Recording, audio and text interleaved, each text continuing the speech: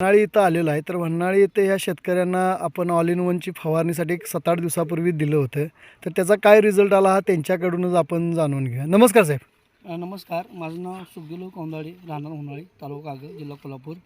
Me all in one हां ही भवारणी एक 5-6 दिवसापूर्वी मारलेली. हां हां. त्यावेळी माझा ऊस हा म्हणजे माझ्या खांद्यापेक्षा एक कमी होता. कमी होता. हां. आणि आत्ता ह्या ऑल इनची फवारणी घेतल्यामुळे आज आज ऊसाचा रिझल्ट आज चांगला आलेला आहे आणि हां. पानांची रुंदी आणि उंची वाढलेली आहे.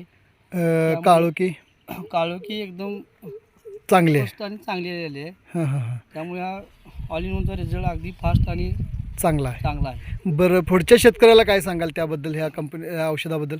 पुढच्या म्हणजे शेतकऱ्याला कस्टमर सांगेल की ऑल इन वनची फवारणी घ्या आणि ऊस सुधारा. चालेल चालेल. आपण ऑल इन वनला माहिती दिल्याबद्दल मी आपला पूर्णपणे आभारी आहे.